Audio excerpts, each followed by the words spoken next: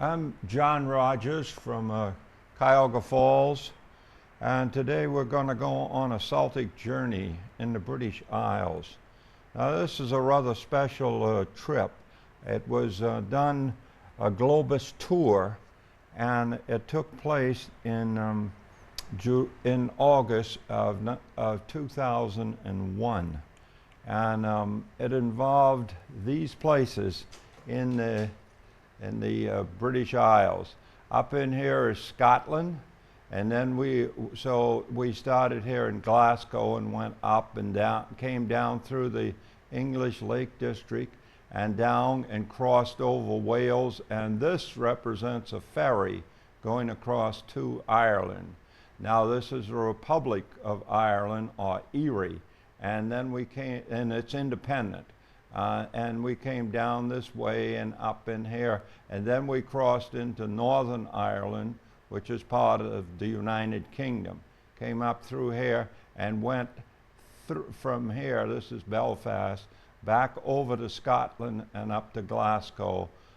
This is of course by ferry, and that's what we're going to do. Now on this trip, my wife and I took our son and his wife from Texas, and our daughter and her husband from here in Ohio. And that's how to made it special. But Celts had settled all over Europe by 500 BC. In the British Isles, only Scotland and Ireland had escaped invasion by the Romans, who had more or less destroyed the Celtic civilization, although there were others that followed, and pushed the Celts further on over towards Wales and Ireland. We're in Scotland now. We're starting here at Glasgow. Glasgow is the largest city in Scotland with a population of 616,000. Scotland is about the same size as South Carolina, but it has a 2,300-mile coastline. The population is about 5 million. The Picts, they were the painted people. I'm just showing you some pictures of buildings right in Glasgow. The Picts, the painted people, and the Scots from Ireland united in 844 AD here in Scotland. Some very picturesque buildings. You see, Glasgow is considered the industrial center today, but it used to be considered the cultural and industrial center of Scotland. The cultural capital, let's say, has passed over to Edinburgh, where we will be shortly. Now I have you inside of the railroad station there. Railroads are big time over in this part of the world. They're used quite a bit. But these are different things that are sold in there, and here's a little part of the rail system itself leading out or into Glasgow.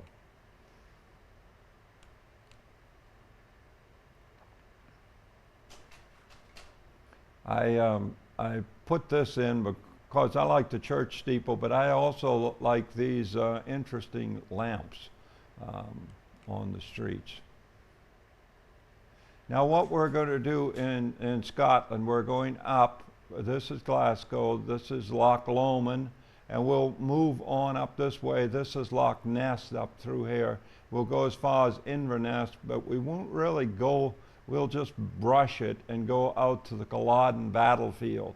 And then we'll go to our night's lodging and come on down to, we actually go to a Scotch whiskey distillery and so forth, and then Balmoral, where the Queen's place is in Scotland. And then we'll come down to St Andrews and Edinburgh and make our way down to Gretna Green and the English Lake District, and then I'll show you another map at that time. But this is beautiful Loch Lomond here. This is the one you hear in song quite a bit. And it is a beautiful loch, and yes, those clouds are hovering fairly close, as they do quite often in Scotland. And if you've never seen heather in bloom, this is heather.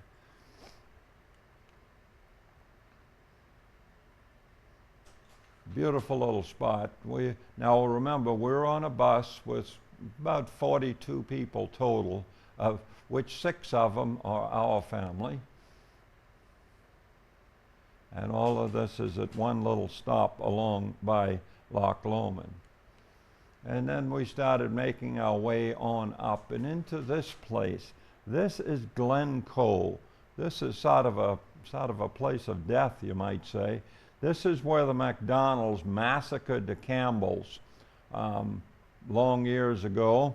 And after the Campbells had taken care of them for about 12 to 14 days, then the MacDonalds killed them all. It was not too neat. And this is the area, Glencoe. And there to greet us was a bagpiper, and you'll see him. Those are the roads, little roads back in here. And here's a bagpiper lamenting about the massacre. Keeping on up now, this is Loch Lynn. These lochs are inland lakes. Many of them form from the sea. Not all of them, no. Beautiful hill. Well, they call them mountains. I call them hills, since I'm familiar with the Rocky Mountains. And these are not anywhere near as big as that. And little streams coming in. It's kind of neat as you make your way up there. And this is Fort Williams, very close to the to Loch Lomond and the one with the Monstone at Loch Ness.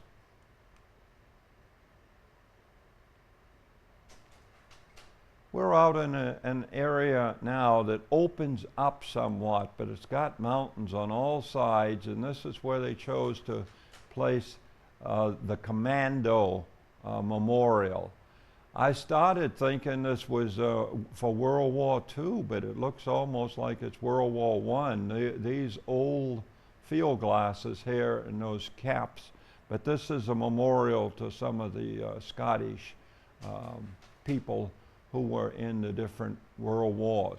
Now, I have turned looking from that same memorial, and we're going over into this area, Loch Ness, where the monster is over in here. And this is on the eastern shore of Loch Ness. This is a very long loch. It's about 22 miles long, and this is the famous Bluebell of Scotland. Now, before we go on, we're going to be going to the Culloden battlefield, and just want to hold on the Bluebells and give you just a little paragraph of background. Mary, Queen of Scots, was 1 week old when she succeeded to the throne in 1542. She was forced to abdicate in 1567, and she fled to England to Elizabeth I, a relative, and for help. And Elizabeth I imprisoned her for 19 years and then had her executed. A lot of help she was. Her son, this is Mary, Queen of Scots' son, James VI of Scotland, inherited the English crown when Elizabeth I died in 1603. And he became also James I, King of England.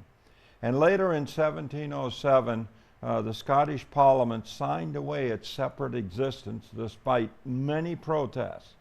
Okay, that was the situation when Bonnie Prince Charlie tried to defeat England and return the crown, England and return the crown to the Stuarts. And that's where we go into the Culloden battlefield. We have this last picture of Loch Ness. Now we're looking north at Loch Ness. And you'll notice, unlike many of the tourist pictures, we're on the eastern side, away from the tourist side, and we're at water's level, not up above it.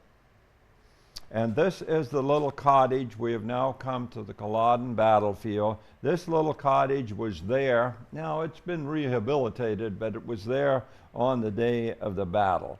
The battle at Culloden was fought on April the 16th, 1746. And no, these sheep are not part of the battle. They're just outside the fence. But since they're so prominent in this part of the world, I like to take pictures of them. This was the last battle and the end of Bonnie Prince Charlie's attempt to regain the throne for the Stuarts. His father was James the Eighth of Scotland and James the Third of England. And the battle took place on Drummorsey Moor. This kind of stuff, that's heather blooming. It's the worst possible place for Highlanders to fight. They're just not used to that kind of place at all. Charlie's army was known as the Jacobites, and it contained about 5,000 men.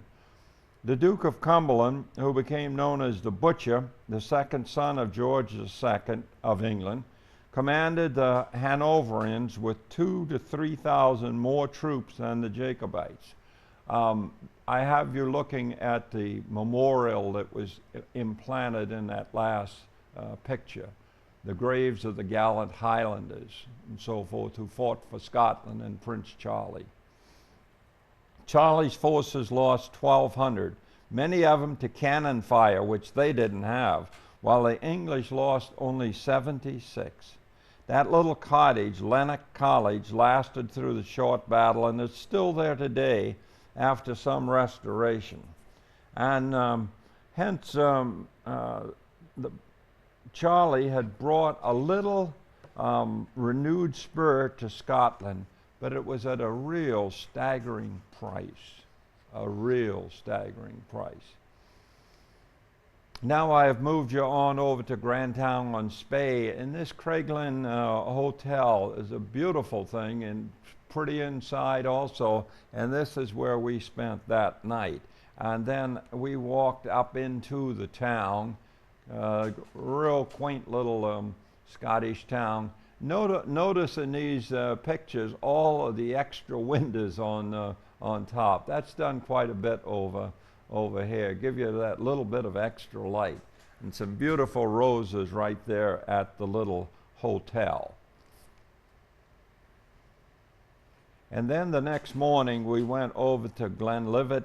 We went down to Glenlivet Distilleries. Now what I want you to see is a little bit of white back in here where my laser pointer is, and that is the source of water for this distillery. And Scotch whiskey is up there is called the water of life. It probably originated in Ireland before coming over to Scotland in the 5th century. And Scottish water, and that's why I showed you that, is the greatest single influence on taste. This water flows through peat moss. And the other ingredients are barley and yeast and thyme. Lots and lots of thyme. Now I'm still walking the outer part of the grounds of the distillery, and here is some of the countryside.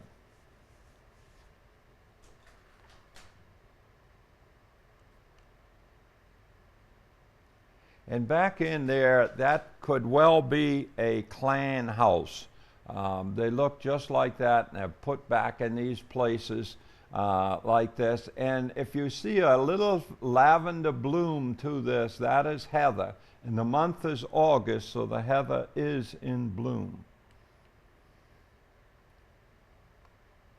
Beautiful little country bridge. Our driver had to hold us here for a little while something came over. And then when he went over, he just went very gently because the slope there is such that he would drag the bottom of the bus if he didn't. Very quaint little scene.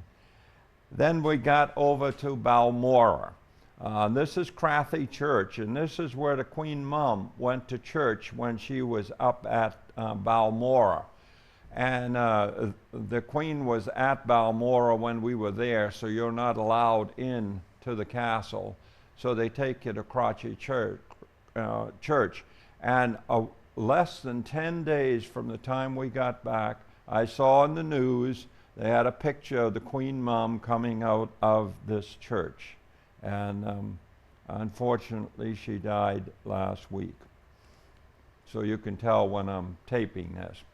Looking from the church over here, you can see just a little bit here, and then over in here, a little bit of the outer buildings of Balmoral Castle. Moving on over, then we went to Braemar, and Braemar is the site of the Highland Games, and has been for 900 years.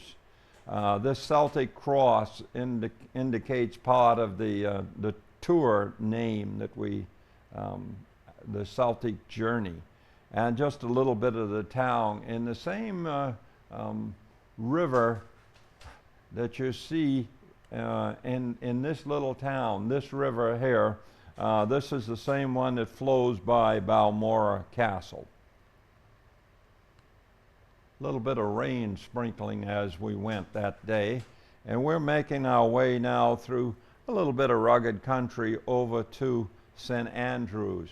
We're going by way of the city of Dundee, and so you may see just a little bit of reflection in some of these pictures because they're taken through the window of the bus. I told you this was sort of a special tour for us, and so I have not dipped back into previous trips to have pictures. All of these pictures were taken on this same trip. Of course, the maps I take when I get it home. We're crossing the bridge out of Dundee, and the fields just sweep right down to the water's edge. It's really quite neat. And over in St. Andrews, I'm not a golfer. If I were a golfer, I would have taken you first to the Royal and Ancient Golf Club. So I took you up to see some flowers and the obelisk and some buildings. And the North Sea. The North Sea comes pouring right into St. Andrews. And on this day, it had enough wind with it, it was really kicking up the whitecaps. And then out in here, and all of this down here, going on back in here, is the Royal and Ancient Golf Club. Goes back to 1754. But I like the flowers. They really have the flowers around St. Andrews. Now we're making our way on down to Edinburgh, and this is the fourth railroad bridge. And this is the bridge that was built in 1883 to 90, and it has 135 acres of surface to paint. So the term painting the fourth bridge refers to an endless task, and you will hear them use that from time to time. But now we're in Edinburgh, and it has a population of 450,000. And I don't think you're going to be able to read that brick there, but that says the home of Robert Louis Stevenson, right here in Edinburgh. Edinburgh is considered one of Europe's most beautiful capitals, home of philosophers, wits, poets, and scientists. And the gardens, including the floral clock, which you will see in a moment, was built in 1903, the floral clock, and that's the oldest in the world. And then the Scots Memorial is down in the gardens also. And here's what you find quite often, flower boxes. This is a pub here, and flower boxes just loaded with flowers all over the place. And before I leave this, I would just want to mention the ceremony of the haggis. That's the dish that they think it's wonderful. It's made with mostly the inner workings of a sheep and oatmeal and so forth like that, which they call porridge. And they serve it with quite a lot of ceremony. They pipe it out on a silver platter from the kitchen with a piper leading the parade, and then they recite the poem that Robert Burns wrote about it. Now, I'm not going to use that poem, but I'm going to do a couple of the poems, because I got you at a place here, the White Hart Inn, and this was patronized by Robert Burns and William Wordsworth, and it's right on what is known as the Royal Mile. Robert Burns, but Mousie, thou art not alone in proving foresight may be vain. The best laid schemes of mice and men often go astray. And another one, Carter's Saturday Night. That one was ode to a field mouse. Carter's Saturday Night. O Scotia, my dear, my native soil, for whom my warmest wish to heaven is sent. Long may thy hardy sons of rustic toil be blessed with health and peace and sweet content. And this is Greyfriars Bobby. Greyfriars Bobby was a Skye Terrier, and he and his master had just really moved to Edinburgh, and his master died shortly after in 1858. But Bobby lived on till 1872, and he would go up each day into the cemetery and lie by his master's grave. And Bobby was fed by a local baker in this area where we are. Walt Disney did a very good story of Greyfriars Bobby, sort of a tribute to the little fellow. We're heading into Edinburgh Castle now. This is at one end of what's known as the Royal Mile. It's 1,000 or so years old. And at several parts that we will go into, you'll see some wonderful views. And it contains the honors of Scotland, that is the Scottish crown jewels, some all the way back from the 14th century.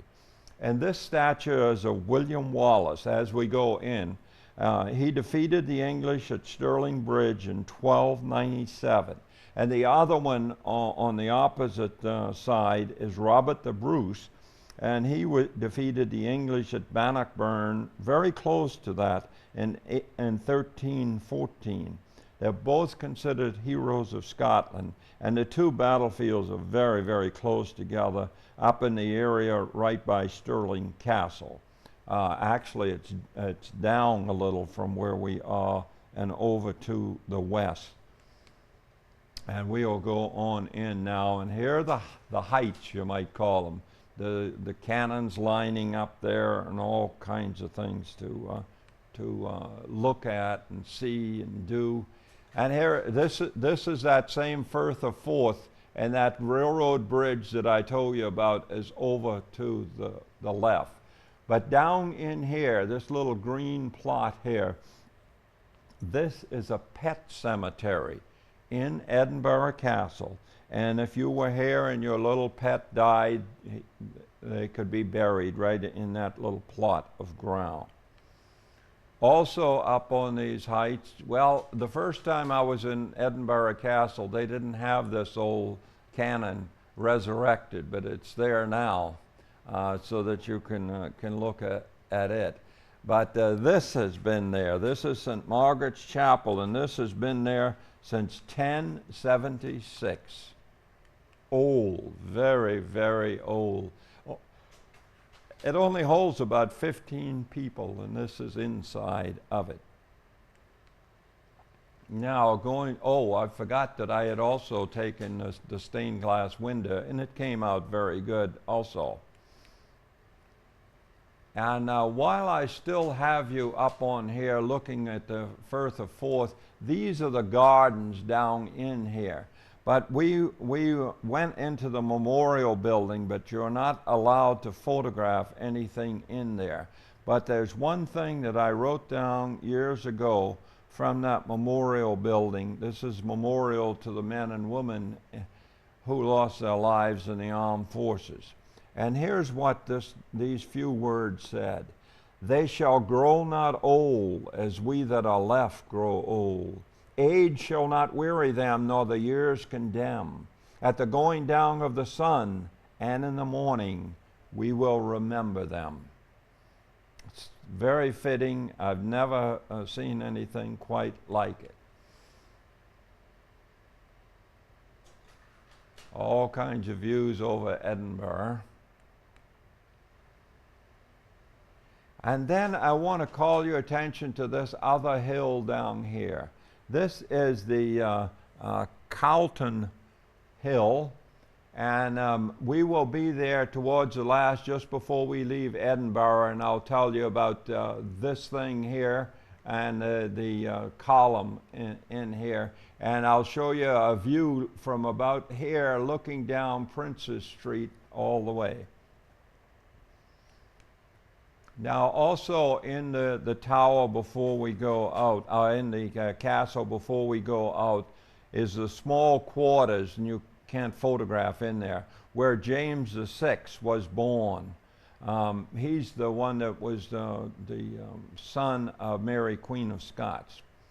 And then notice the pointed things when you drop that bridge down to lock it. And people are walking out. We're coming out this time. And here's the Deacon Brodie Tavern. I like the picture. Not only does it show you all the flowers that I talked about, but it shows you a couple of telephone booths, and then if you look over here you can see a double-decker bus. Now I don't have it in my pictures here, but right across from this and down just a little bit, this is also on the Royal Mile, is the area where Dr. Jekyll and Mr. Hyde was put together.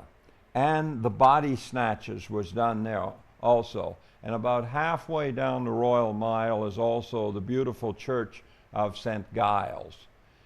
Now, if you were going along the Royal Mile and you heard somebody yell, "Gardaloo," that means mind the water, okay? And you get out of the way. But what it usually meant is that the chamber pot from the second floor was being emptied into the walk of the street. So you really wanted to be out of the way. Now we're going down to the other end of the Royal Mile, and that is, the full title of this place is the Palace of the Holy Rood House. The Abbey Monastery, which is behind it, was started in 1128. It went more towards a castle in the 1500s. Mary, Queen of Scots, 1542 to 1587, was the monarch most closely tied to the Holy Rood House. This is the ruins of the abbey that I mentioned. And it was her son, Mary, Queen of Scots, who was born at the other end of the Royal Mile. This abbey roof collapsed all the way back in 1768. Now, I hope we can see this formation along with the beautiful flowers here at the Palace of the Holy Rood House. Very, very ornate gates, and the posts on top of them are very ornate as well. There is the other side of the Holy Rood House from where we are now. There's part of what looks to be a mountain, and that is Arthur's Seat, and it's part of an extinct volcano here in Edinburgh. This is Queen Mary's bathhouse. Would you believe, 1 bath a year in white wine? I don't know what the white wine was supposed to do, but 1 bath a year is not quite enough, I don't think. Now we're in those gardens that I pointed out from up on the heights of the castle, and this is a Celtic cross right as we were ready to enter the gardens. And see, there's the castle up on the heights. How would you like to try and scale that to take this castle? And a beautiful fountain down there as well. And here's that fountain a little closer.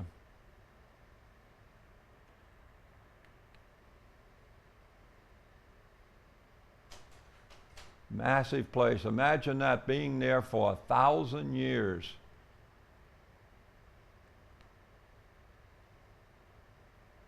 And we're walking along now at the level of the garden. You're walking, it's all flat down there, and I'm looking over towards the Royal Mile taking that picture. And here is a, I call it a famous statue. Maybe other people don't. But this is a statue, and if you could read that at the bottom, you would see the call. It was the call to World War I.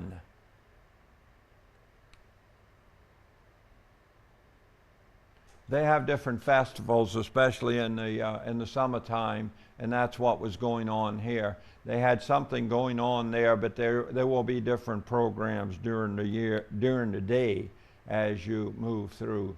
And I just love this statue of the Scot on a horse.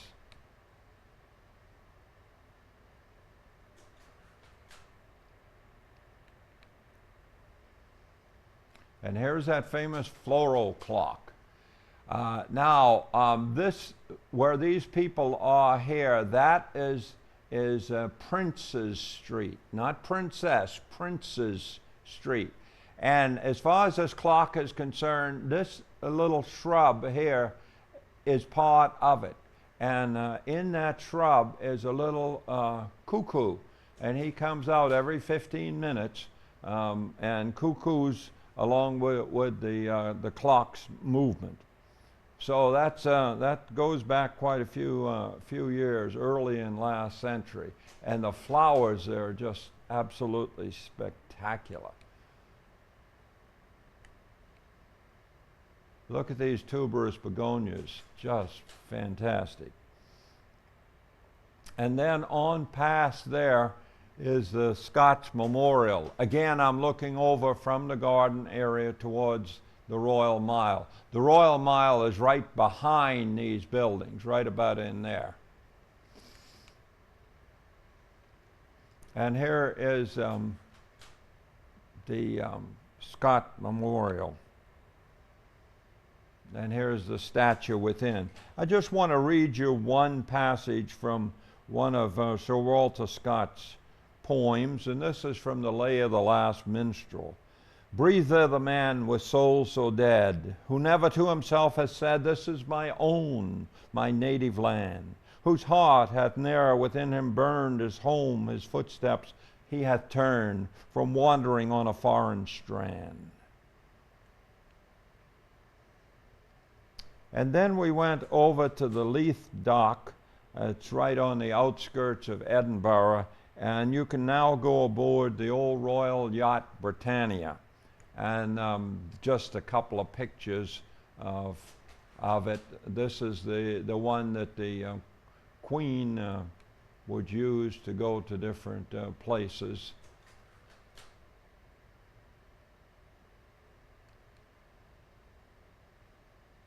And then we went up on that Calton Hill. Now, we're almost ready to leave Scotland, and you can't leave Scotland without at least one picture of thistle, since that's the flower. So that's thistle. And I told you I would be up by that column taking a picture. The castle is over to the left of that steeple that you see there with the clock on it, and straight ahead is Prince's Street. And this is the Lord Nelson Monument. They have one down in Trafalgar Square in England, but this is in Scotland. And then this thing is the unfinished model of the Parthenon down in Greece. And boy, it's really unfinished. It's got a long way to go. Now what we're going to do, we're right here, and we're going to drop down through, this is called the border country, and we will stop here at Gretna Green, and we'll come into the Lake District. We'll come on down here and spend the night in Chester, and then we'll go through with 3 stops in Wales across to Dublin. And then I'll show you another map of Ireland at that point. This is border country. We're still in Scotland. But now we're right on the edge of the English border. We're in Gretna Green. It's in Scotland on the English border. This is a famous old town, and it's famous for one particular thing, and that is if you were a young couple from England and you wanted to get married and you did not have the permission of your parents, you would come up here to Gretna Green, across the border, and the blacksmith would marry you. The blacksmith. If you're not familiar with this is mountain ash, and some of the best specimens that I have seen in the British Isles. So it's a pretty neat thing. Now we are in England, and we're heading towards the Lake District. This is the first lake we come to, and we will go into Kirkstone Pass. Now, the Lake District always brings to mind the poets. For instance, Peter Rabbit was invented by Beatrice Potter here in the Lake District. William Wordsworth wrote a lot of his stuff here in the Lake District. This is Kirkstone Pass that we're going through now. These passes are not high, you know, like our 11,000 foot Rockies. These are 1,000, maybe 1,200 feet, something like that, as you make your way through. But it's beautiful country, not crowded at all until you get in further into where we're going to have lunch at Windermere. While we're going through here, and before we get to Windermere, let me just give you one passage from William Wordsworth. My heart leaps up when I behold a rainbow in the sky. So was it when my life began, so is it now I am a man. So be it when I shall grow old, or let me die. And this is the first part that we see of Windermere.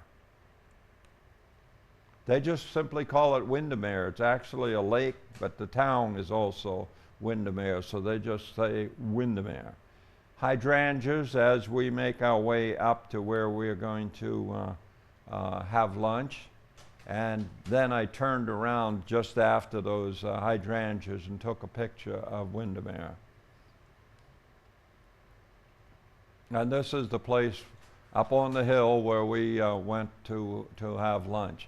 A lot of the lunches on these tours turned out to be soup and sandwich, which is very good over here. The soups are delicious, and the sandwiches are great also.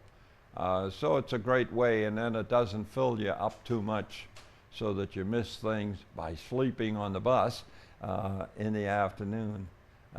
Snapdragons as we come down. And then we're making our move over towards Chester. Now we have to go through industrial part of England, but this certainly isn't industrial. This is just a beautiful rural scene. The clouds even came in to make it even more beautiful. Just pastoral to the word go. And then we're over in Chester. Now Chester is a walled city, and you can walk the whole walls, a couple of miles, but this is one of the gateways, and several clocks are over the gates. I don't think clocks are over every single entrance, but they're over a number, and they're very ornate. And this is what you get in Chester, that beautiful, they call it half timber, I think. I call it Tudor. And quite often, the stores are not on the first floor. They will be on the second floor. And a lot of this area, there are no vehicles, and you can walk all over wherever you want to go. Now, I am up on the wall now taking this picture, and so it looks level, and yet it's the second floor. And this, you can see the wall where the people are walking. But if you look over this side of the wall, see, here's the wall up here. And see all of these broken off pieces here, and you can see down here they're not broken off. Those are old Roman columns. Now, anything that's Roman in the British Isles had to have been done before 410 AD, because that's when the Romans were out of the British Isles. So all the Roman stuff is older than that. And here is an old amphitheater. This had not even been uncovered when my wife and I were first in Chester, but it has now, an old Roman amphitheater. Now, it would not be right at 410. It would be probably several hundred years before that it was actually put in place. And we'll walk in the wall now, looking at different things. And here's one of the cathedrals there, and the beautiful flowers from it. People just sitting there looking. And right alongside part of the wall is this canal. See, this is the wall up here.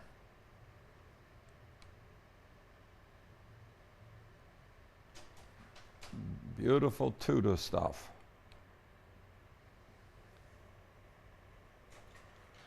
Now, I don't know how old the pub called the Pied Bull is, but I once photographed one here from the wall, not this particular gate, and it went back to the 1400s. So they can be very old. And pretty close to this church is where we will meet our bus to take us out to our hotel. The traffic is such in here anymore that the buses are not allowed to wait for you. They have to come, you have to set a time and the bus comes back for you.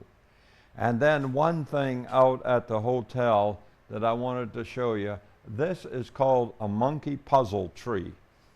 On this continent, you can see some out in the Pacific Northwest, and I've photographed one at Vancouver, but the monkey puzzle tree, a strange, strange name, a strange tree. And then we're going over into Wales. This is the next morning, and we're at Llangollen. I don't guarantee the pronunciation of any of these Welsh terms, but they're pretty hard. And this Celtic cross is here, which leads me to believe that the Romans did not get all that far up into Wales, because you wouldn't have the Celtic influence still there. And then one of the notable things in Llangollen is this bridge. This bridge goes back to the 14th century. It runs over another River Dee, not the one that runs by Balmora, but the River Dee, and it is still in use. As a matter of fact, a number of years ago, I drove across there, and Patty, our driver, took the bus across this bridge. And notice up above the bridge, you see houses, and then you see pastures in amongst the trees. You don't have too much in the way of urban sprawl here in this little town in Wales. And then when we got back to the bus, this mill is still operating, so that's what some of this water is coming from. It's pulling in water, using it to turn a wheel and then releasing it. And then back at the place where we were catching the bus, all they would tell us, that's the hill on which there used to be a castle. So that's the hill. Now we're making our way, we're heading across to Carnarvon, but we'll make a stop along the way, and this is going through the national park there. Snowdonia National Park.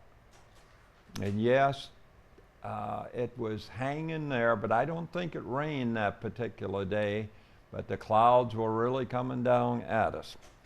And here is the town of Carnarvon, and we're going up to this castle here. And that castle is where Charlie became the Prince of Wales. I think it's neat the way over in this part of the world they'll put these statues up on the buildings, kind of neat.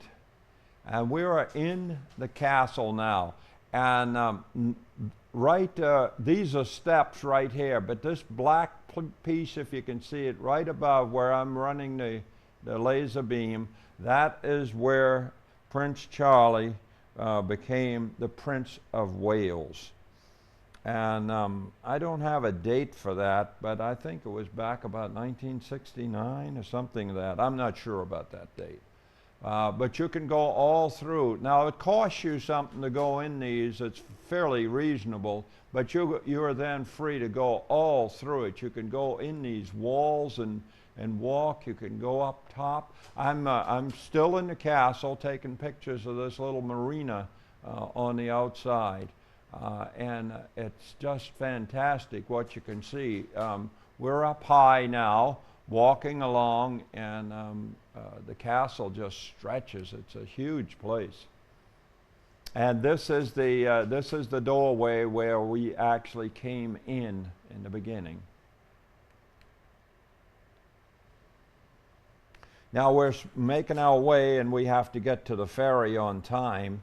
And so we're making our way from Carnarvon over to Holyhead, which is the peninsula on which the ferry comes in. And this is a house on an island there. And then looking off to the right from that, you see this beautiful suspension bridge. There's a man named Telford who built a lot of these bridges. He was the engineer, and he supervised the building of a lot of the bridges in the British Isles, Telford. And he was also the man that laid out the passageway from the North Sea over through using Loch Ness. It's called the Caledonia Canal, and he laid that all out as well. And then we made our way over onto the peninsula, and they stopped at this place. I'll give you a moment to read that. That is the longest Welsh town name, and it is huge. And then we went to the ferry. Now we are going to land here. It's a seaport of Dublin, and then we're coming down to Stud Farm, horses here, and this will be the Rock of Cashel. This is Blarney Castle here. And then we have a special little deal in here. This is the Ring of Kerry, Killarney, and this is the Dingle Peninsula where we will go out. And then we'll make our way. Here we will see some thatch roof houses. These are the cliffs of Moher, and we'll keep making our way on up here. This is Burren Country. Actually, the Burren Country is right in here. And we'll make our way. This is Cong, on up into Northern Ireland. And then we will come down to Dublin and then go over. This will be our last night in Ireland, and then we will go over and spend one more night in Scotland before we come back. So this is the seaport, Leogahere, or something like that, coming into Dublin.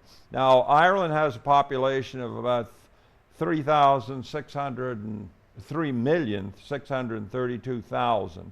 Dublin itself has about 481,000.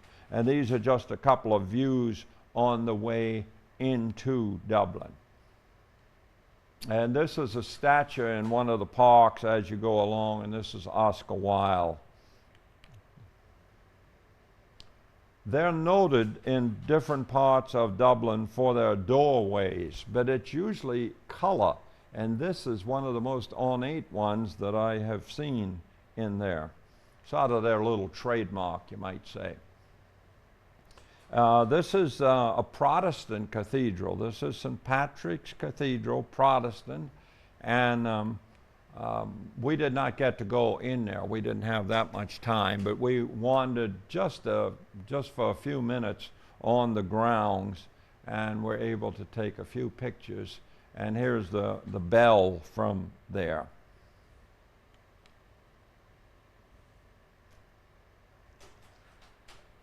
This is the four courts, and right under this bridge runs the River Liffey. We're going in now to Trinity College. Trinity College is where is located the Book of Kells. I'll tell you a little bit about that as we get there. This is all part of Trinity College, even including this little tower here. Now, this is from the little brochure they give you. The Book of Kells is within the college. It's held within the college. If you're not familiar at all with the Book of Kells, this is the little brochure they give you as you go in, turning darkness into light. But the Book of Kells is probably produced by the monks on Iona Island. This is up in Scotland. Early in the 9th century, and the four Gospels in Latin on calf vellum. That's what the Book of Kells is. And it came to Trinity in the 17th century from Kells, which had been taken there to protect it because it was no longer safe in Iona. And that's in County Meath, which is northwest of Dublin. Now, these are pictures. Some years ago, they allowed somebody to photograph some of the Book of Kells. I borrowed that book from the library so that you could see what some of the work was. And this is all from the Book of Kells. I just did a couple so that you would be able to see. And those monks did all of the illustration, they did all the translation, and they did all of the beautiful printing and all on calf vellum back in the 19th century. You're still not permitted to photograph even where you leave the Book of Kells. So we went upstairs, and this is from that brochure again. This is called the Long Hall. They have something like 200,000 books in here, in this one area. We did not, you can't take pictures, but we went to the Jury's Cabaret show at one of the hotels. It wasn't at the one where we stayed, but we went over there, and sometimes here in Ohio, that Jury's Cabaret in the wintertime will be on tour. This is art out in the park, and you can buy this stuff. And then before we leave Dublin, I just got to show you those doors that I was talking about. There are two of the beautiful ones. And then the last picture in, whoops, I'm sorry, we are going into a park here because later on that same day we walked over to Trinity College through this park. And then the last picture in Dublin are these orchids, which I took right in the hotel. Now we're moving, and we have come to the Irish National Stud Farm, and this is at Kildare. Now we're in County Kildare. And I have in my notes, a house with lots of flowers is the first picture, and it really has the flowers. And you can see some of the beautiful horses as you go around. I don't know the name of this one or the young one, but this one is Celtic Swing, and it's one of the studs there. And this one doesn't seem to want to come in focus, but this I left it in because it's a beautiful chestnut, and this is Indian Ridge. And then also in connection with the stud farm, they have a Japanese garden, which we will go into now after looking at that beautiful vine. This is the Japanese garden. And you're free to walk all through here any place you want. And it is well kept and quite beautiful. Moving on down now, and I do mean down, this is one of the small square towers. You will find quite a few of these around the Irish countryside. And it's sort of notable by the presence of them. And that's a good picture of one of them. And then you go further on and you stop at, they call them a lay-by, we would call them a pull-off or something like that, a rest area, but they just call them a lay-by. And you can start seeing pictures or getting pictures of the Rock of Cashel. Now we are in County Tipperary at this point, and this is a ruined castle, cathedral. It's got a round tower, which you can see right there, and it's an old Roman chapel. We did not go up to it. It rises about 300 feet above the surrounding countryside. But you see it mostly from this lay-by out on the highway. And then our next stop was Blarney down in County Cork. And this is Blarney Castle. My wife and I had kissed the Blarney Stone some years ago, but our kids did not get a chance to, I call them kids, they're not really kids. They did not get a chance to kiss it because the lines were so long to get to it. But just to give you an idea of what it was all about, these people are up at the level. They're about, I would guess 5 or 6 stories high, and you lay down and you lay your head backward and then you kiss forward to kiss the Blarney Stone. And this is supposed to give you the gift of gab. And see, it's not this side, it's the other side, but it's at that level.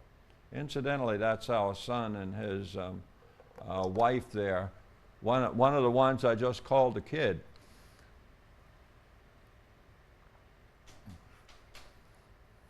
Beautiful, beautiful flowers, beautiful flowers. We went on down then and got established in our place in Tralee. And Tralee is the setting for the song, The Rose of Tralee. And we went on an optional outings. They have those connected with all of these tours. On this particular one, we were going to get back to the hotel for dinner, but we went out on the Dingle Peninsula. We're in County Kerry. We went out on the Dingle Peninsula to James Ash's Pub. And you walk through those doors as people have done for 500 years. This place is 500 years old. And then Patty had parked across the road from it, and I got this view looking down at Tralee Bay, which was sort of nice. Now inside, we had this couple. I don't know if they're related or not, but whether they're man and wife, they never did really tell us. But he did most of the singing, and she was playing on, it's an accordion-like thing. I think it's called a concertina, and he did most of the singing. So here we got to hear Danny Boy sung by a person who could be a grandfather who is the real one to sing Danny Boy, and all kinds of other Irish songs. And then we went back to our hotel to have dinner. It was really fascinating though.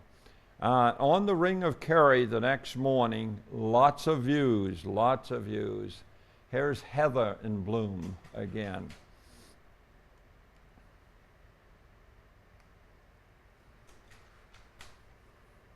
This is about, I think it's about a 90-mile scenic drive around. It's called the Ring of Kerry.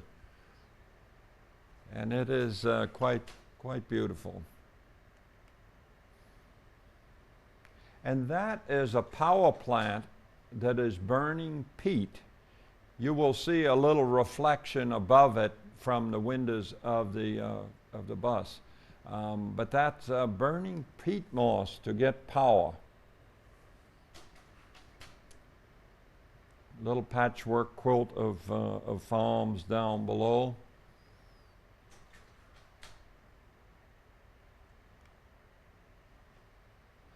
Now this is a pile of peat. This was cut by a machine, but they still have to put it up in a bank, let it drain, let it dry, and then it will get almost brick hard, and then that will be the fuel for the cabins, for heating and for cooking.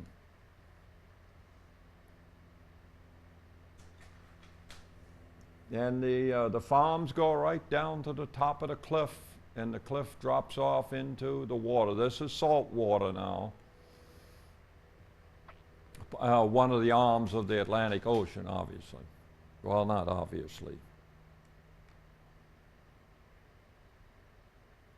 A lot of sheep, lot of sheep. Ireland's got more sheep than it has people. So does Scotland. You're seeing a little bit of gold, and that is a late blooming gorse, which they consider a very sort of a crude plant. It has thorns on it and so forth, but I find it kind of pretty myself. More views. It's just a fantastic place. This was about the third time my wife and I had been on the Ring of Kerry.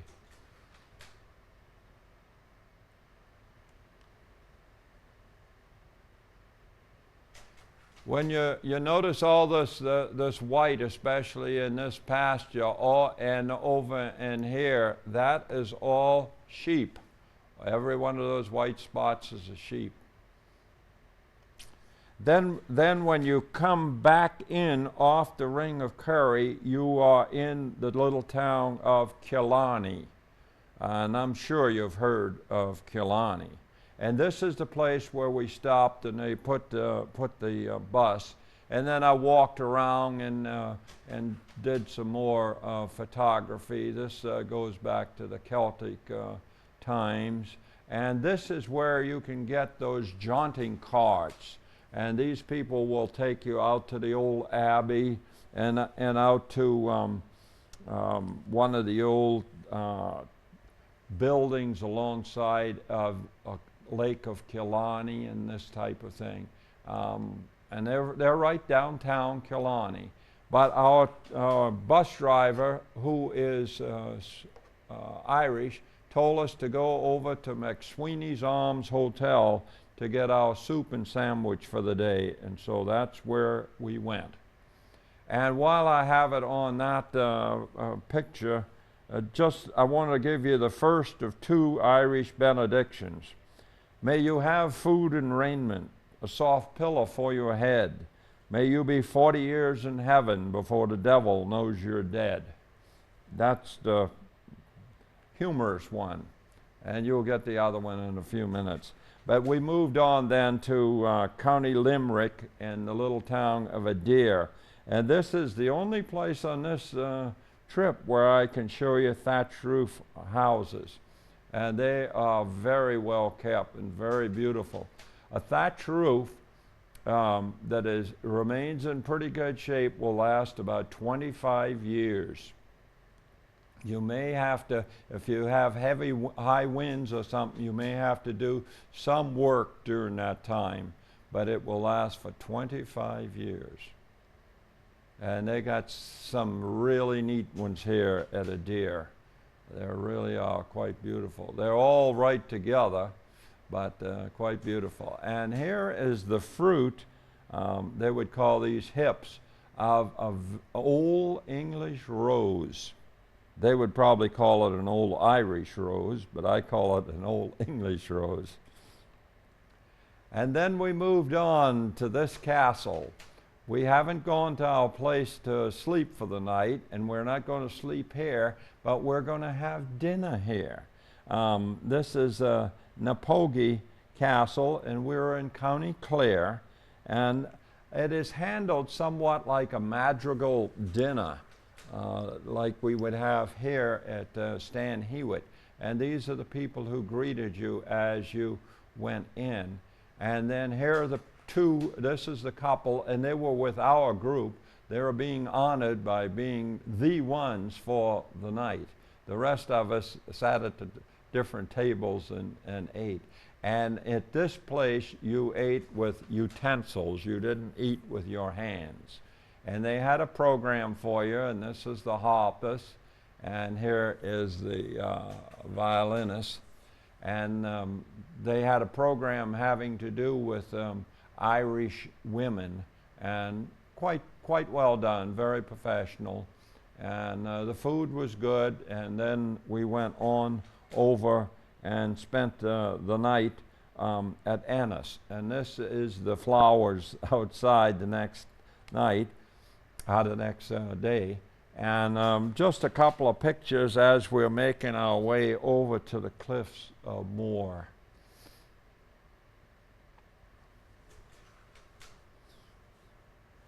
There's a song called 40 Shades of Green, and you can really see the green in Ireland.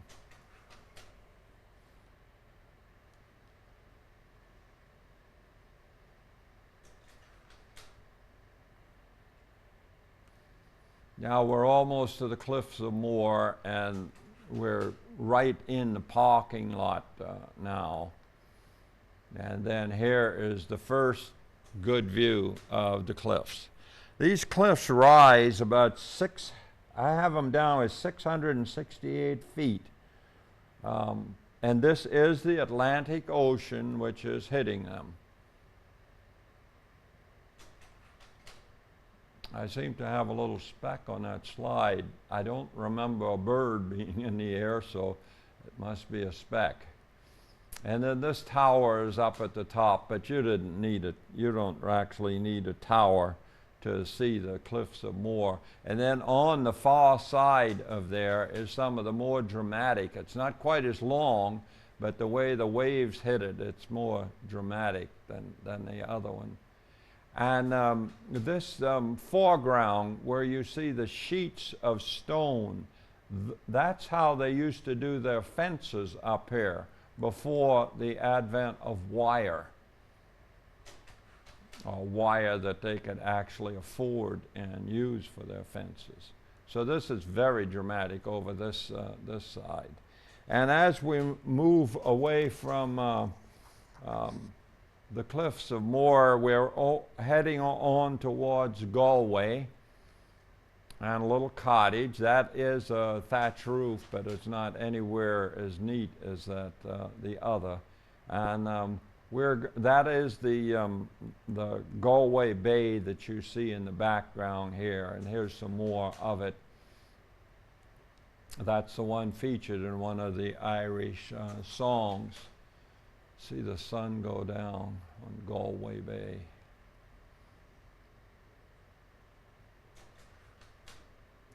Pretty neat stuff. Now we have come, we're still in County Clare, and this is called Burren country because all of that light color up there is stone. You can't grow anything on that. You can't plow it or anything. That is Burren country, B-U-R-R-E-N. And then as we move out of the Burren country, we move over into County Galway.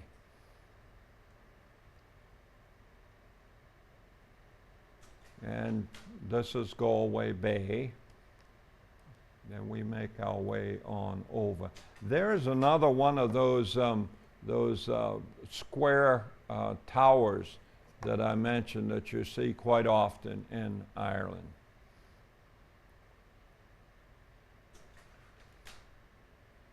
We're almost into Galway now, the town of Galway. We're still in County Galway, of course.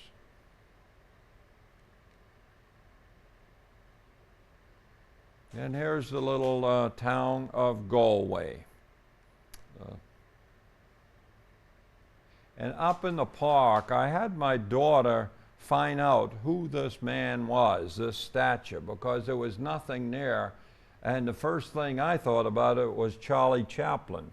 But this is Patrick and it's Padraic, P-A-D-R-A-I-C, O'Connor.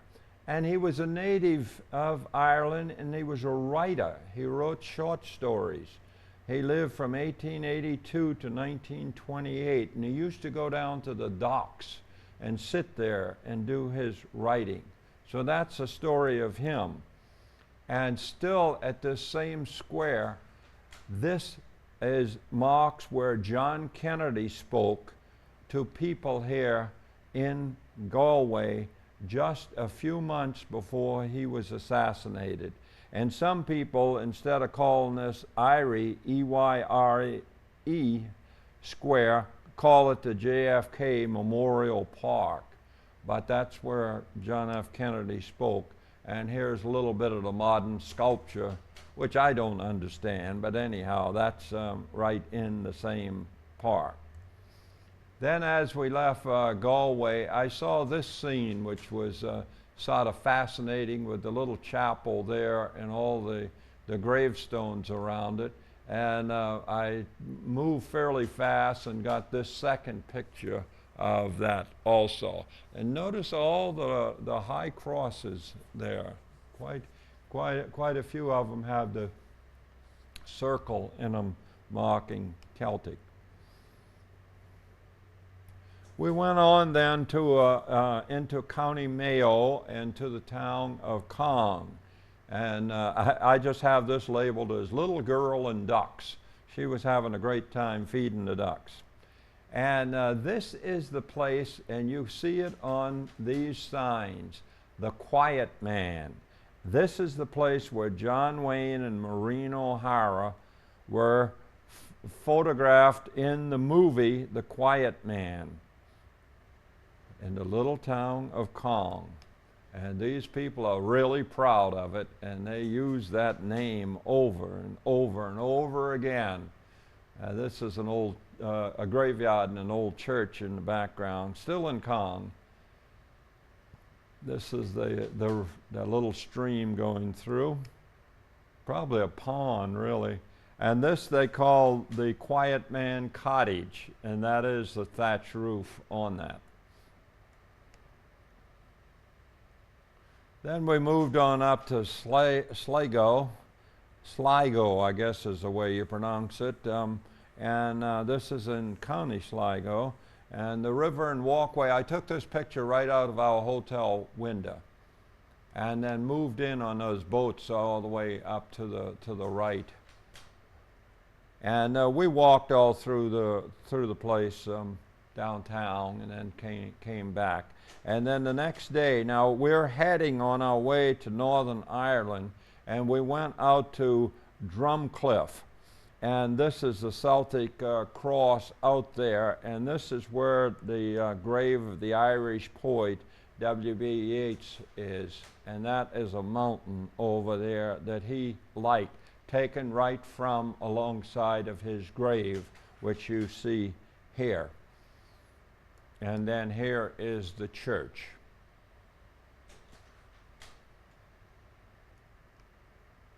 And as we made our move on over, here's that mountain. And I wanted to do one quotation from here, and I'm not sure I understand the rhyming on this thing. It's from the Lake Island of Innisfree, one of his best known ones. But the rhyme is on the first and the third line, and then the second and the fourth. And I shall have some peace there, for peace comes dropping slow, dropping from the vales of the morning to where the cricket sings. There midnight's all a glimmer, and noon a purple glow with the slow, and evening's full of linnets' wings. I didn't say I understood it, I just wanted to give it to you. Now, just a couple of views on the way into Balleek. And before we go into Northern Ireland, listen again to the old Irish benediction. May the roads rise up to meet you. May the winds be always at your back. May the sun shine warm upon your face and the rain fall soft upon your fields. And until we meet again, may the Lord hold you in the hollow of his hand. one more in Ireland, and then we should be back in the UK. Yes, we're back in the United Kingdom now, and this is Northern Ireland, and we're inside the Ballique plant and showroom. Ballique is one of the more delicate of the Irish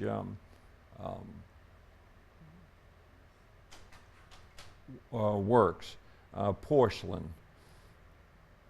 And you can photograph in the showroom, you can photograph in the museum, but you're not allowed to photograph in the factory. But yet you can go out into the factory and talk to the people who are doing the decorating and all, and they seem just delighted to stop and talk to you, and you're encouraged to do that. It was a very pleasant little tour that we took here. And this is all that you can buy. And this is the plant that all of that stuff was in. I'm out in the parking lot very close to where the bus was. Now we're going to move on up towards Londonderry. And these views are on the way up to Londonderry.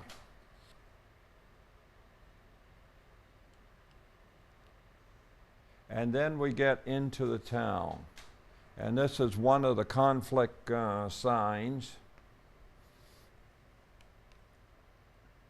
Now Londonderry is peaceful today. You can walk all through Londonderry, you can walk up on the wall, but 3 years ago you wouldn't dare have done that. Well, I should say 3.5 to 4 years ago you wouldn't have done that. Because they were still fighting here. But here is what it is now, across the wall, meeting hand in hand, touching across the wall.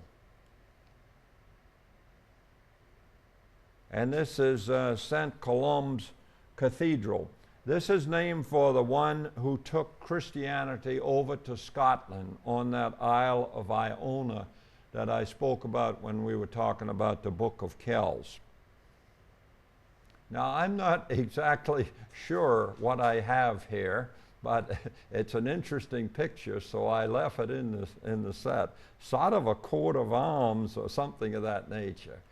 And this was our guide. This is Mona. And Mona was so proud and so happy that she could walk us around. She's the one that led the bus tour around, and then she could walk us around her city of Londonderry, and she was so happy that the conflict was gone, because they got to the point where if you threw stones at somebody, your own people condemned you, and that's what you need to stop that kind of violence. You can't consider people that are throwing stones and what have you at other people and consider them heroes. Then you continue to have the conflict. And we're on the wall here, and you can see you can walk anywhere. Mona said you can walk anywhere in Londonderry you want. And this is the Guildhall, and a little bit of the stained glass inside, which was kind of nice. And Mona told us where to go to eat, which was very close to the Guildhall, and it was just wonderful. Then we moved on, and this is Dunluce Castle ruins. Now, the few pictures of Dunluce are from the bus, as the bus is moving, and that is the Atlantic Ocean out there. Remember, we're in extreme northern Ireland. We will go a little bit further north, but we're up there quite a ways. And we're approaching now a place called the Giant's Causeway. I'd heard of the Giant's Causeway for a long time, and I was just wanted to get to it. You walk down this road and go down through there, and you're at there. They suggested, because of the time, that we use the shuttle, which we did. And here is the formation there. And these formations go out into that water. And some people have said they go over to Scotland, but who knows. But anyhow, this is the Giant's Causeway. This is even further north than that Dunluce, and these are basalt cliffs here. And all of this is natural formations, all of those columns. The Giant's Causeway.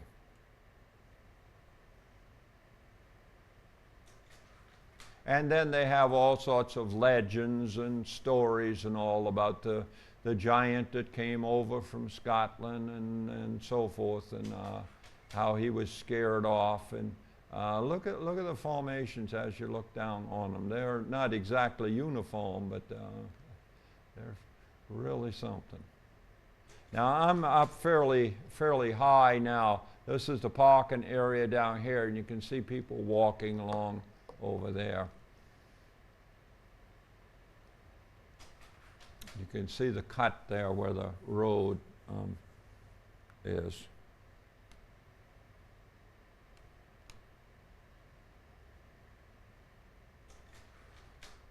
Giant's Causeway.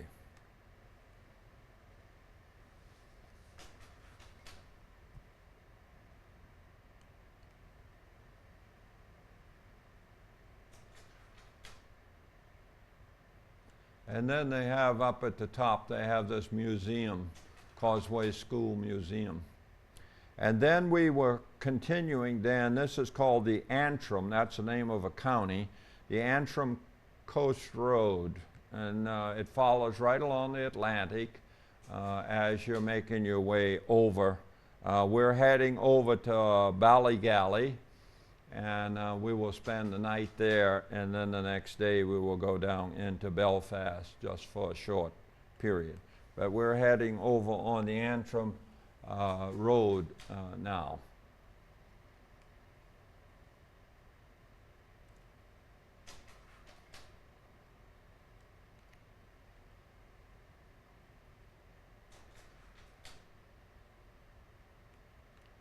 I never have been in this part of Northern Ireland. I'd only just been down by the Balik factory before, and I had no idea it was so beautiful up here in the northern part of Northern Ireland. Now we are at the hotel. I haven't shown you the hotel yet, but we are at the hotel. Here it is now. And that whole end with the dark stone there, that is an old castle. And we were on the second floor. They would call it the first floor, but anyhow, you go through a couple of doors and then you can be in that castle. And right up in this little tower room here, that is said to be haunted. So you have to watch yourself there, that the ghost doesn't get you. And these are some of the grounds. This is on the grounds of the hotel. This is fuchsia, and fuchsia grows wild in many parts of Ireland, and so does foxglove grow wild. This is the back of the hotel here.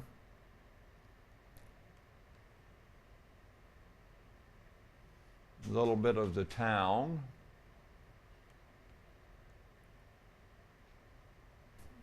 And the water view out in front. The parking lot is towards the Atlantic, and the street or the road comes between the parking lot and the hotel. And going on into Belfast. Now Belfast is still very much a troubled town.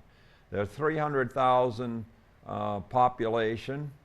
And I think it's still in County Antrim. If I'm wrong there, the next possible county is County Down. And you will find reflections here, but I had no other pictures to choose from. And they would not let us walk around Belfast. It's not considered safe. So I had to take the pictures from the bus. So these are some of the public buildings, and this is Queen Victoria here.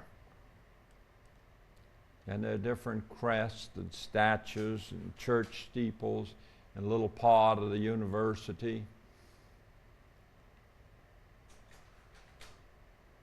This is on the grounds of that first building you saw, but the lighting is a lot better than it was over there.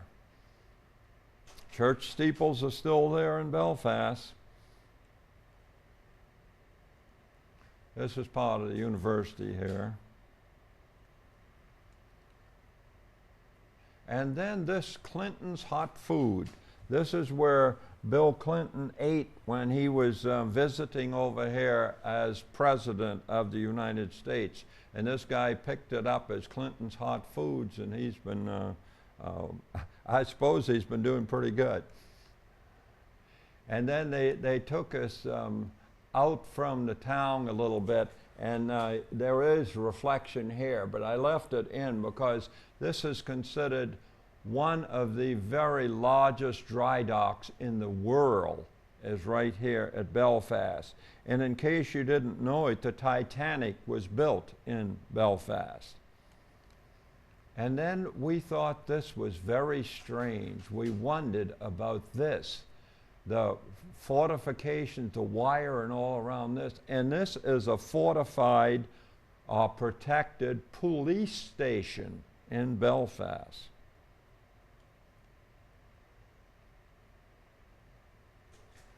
And then we moved over to the ferry and made our way back towards, well, we were already in Scotland at this point.